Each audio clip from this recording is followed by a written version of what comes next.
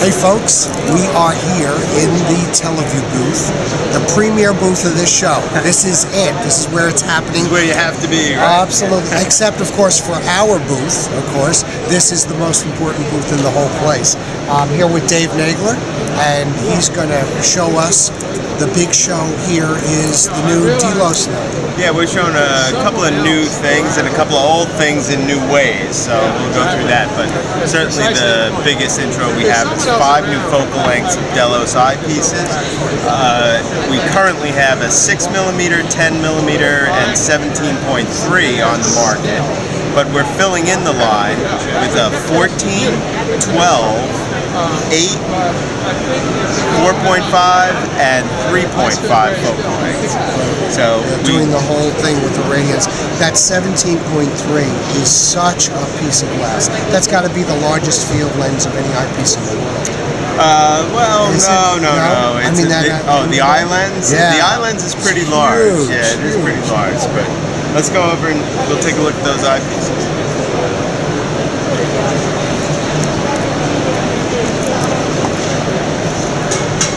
So this is what Jeff was talking about, but the eye lens on all of the Delos are the same diameter, and we need these large lenses to get the 20mm of eye relief. So the new models we're introducing, 14, 12, 8, 4.5, and 3.5. So we can get up to some high magnifications with the 3.5, and it's a wonderful planetary eyepiece. The key with the Tele Vue eyepieces is that all of the qualities that we have in the 17, the 10, and the 6 that people know of now carry through the entire line.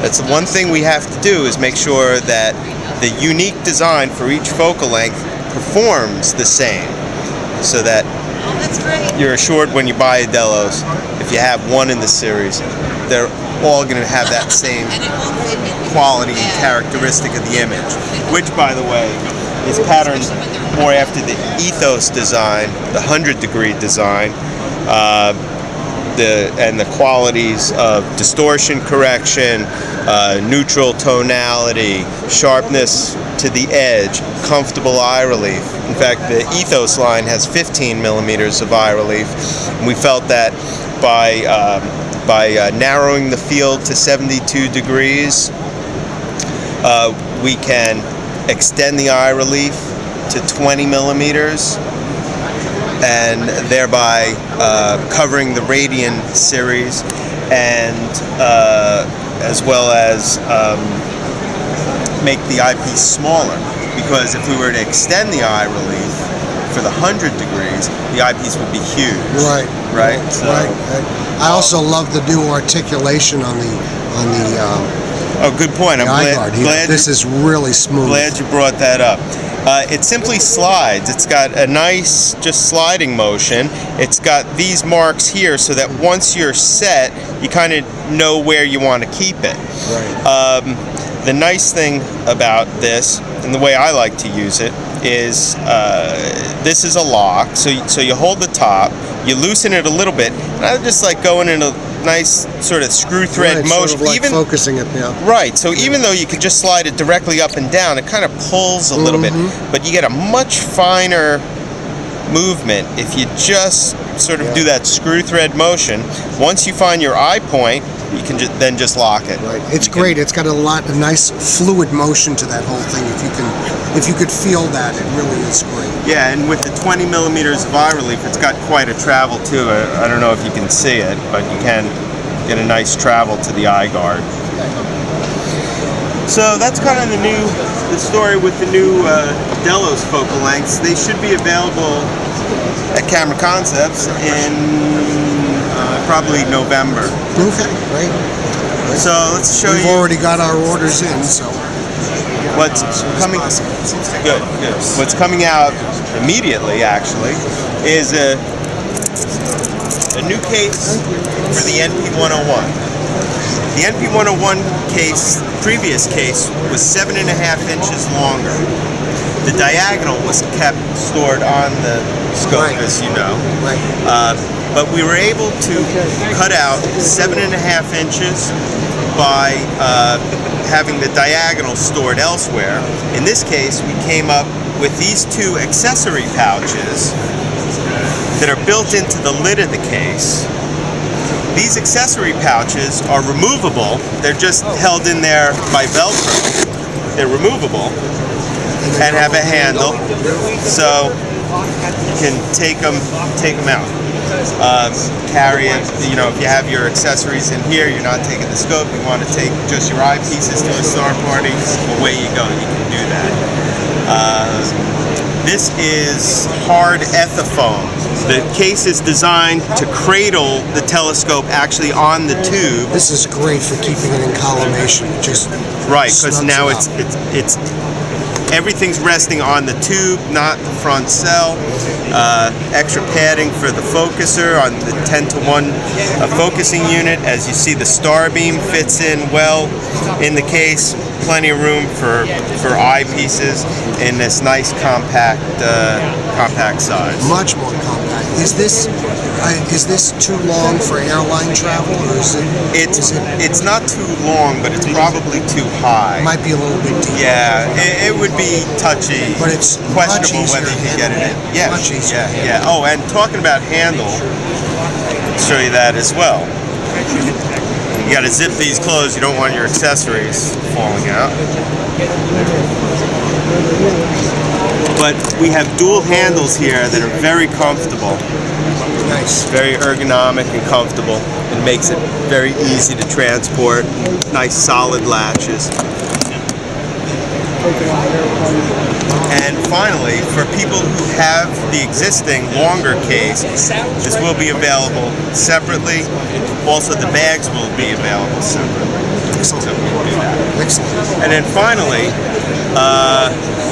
we have a new demonstration of a product that we've had for a long time, but people don't really know it exists because no one ever saw it work.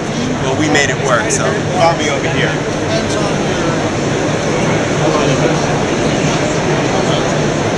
For all of the Tele Vue telescopes, current Tele Vue telescopes, they all come with our new 10-to-1 focuser pinion assembly.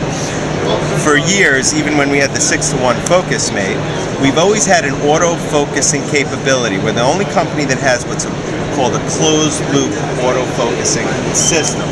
That consists of a motor drive to operate the focuser, and this digital indicator, which reads to 1/10,000th of an inch. What it does is measure how much your focuser has actually traveled. Other systems use stepper motors and translate the steps of the motor to the focuser movement. However, how do we know that a step equals a given distance of travel? Does it vary? How do you know? There's no measurement. It's done mathematically. This system does not care if there's focuser backlash, which of course in a Tele Vue focuser there isn't, but this doesn't care if there's focuser backlash. This system doesn't care if the wheels are slipping and there's no movement, because it's the movement of the draw tube that a program like CCDsoft registers. And that communication between the camera, or the program, the camera, the indicator, and the motor is all controlled by the focus master, or it's all communicated through the focus master. Now, we've had this system for at least 5 years, but it's always been either parts on a telescope. People say, what is this? And yet I have to go through that whole explanation.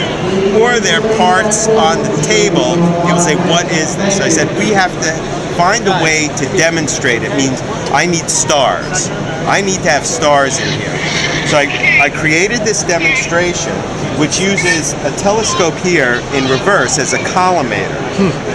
And I have little pinholes at the infinity focus of this collimator, and it uses ambient light to illuminate the pinholes. And I don't know if you can record it, but you can actually see the little pinholes in there. The little dots. Now, if you look over at the computer screen, That's what we've got. that's what we've got. That's the image. That's the image of the pinholes. Happens to be at focus. And the program is reading that we are at a position of 8. That's 800 thousandths of an inch from where I set a 0 point. So if you look at the indicator, it's around that. It's actually at 6.5. So that's that's 1.5 ten thousandths. 1.5 ten thousandths is approximately 2 microns. Yeah. 2 micron distance. Well, so how does this work? Now the autofocusing, the routine is written by Software Bisque, so they're better at explaining how their product works. Right. Our bit is the actual focusing of the stars.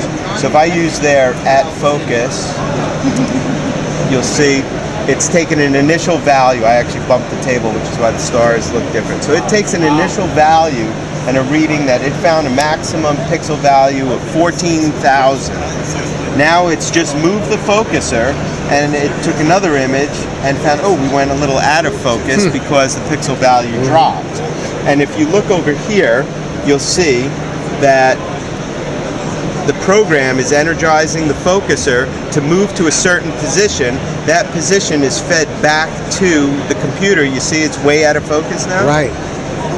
It's fed back to the computer. The positional information from the digital indicator is fed back to the computer, and CCD Soft tells the camera, expose a picture. It does it, and it keeps going through these cycles until it determines where that maximum pixel value is and drives the focus back to that particular point. That's terrific. So you see how far out of focus it actually is now. And so what it has to do too, and it takes about 3 or 4 minutes, so I don't know if you want to record the whole thing, but it has to go through focus. So it has to do one side of focus and then drive back to the other side, say, okay, the middle is going to be right here, let me drive to that point. And so this has been getting a lot of attention, mostly because people go, what the heck is that? That opens up the conversation for That's right. focus. It's a great demo. And by the way, see now we've gone at actually to focus. Now it'll go to the other side of focus. But we had a maximum pixel value of 39,000. Right. And you see how much tighter the image is there. Yeah, that's a great demonstration. That's great. All right, Well, David, thank you so much. Sure. Thanks for stopping by. You know, appreciate it. Sunday is a little quieter, so we could do it. Yesterday, that's why neither we of us did. could get out of our booths. Impossible. Thanks. CameraConcepts.com, remember, for anything Tele Vue. And of course, the products are also available visibly on television. Thank you very much, Jeff.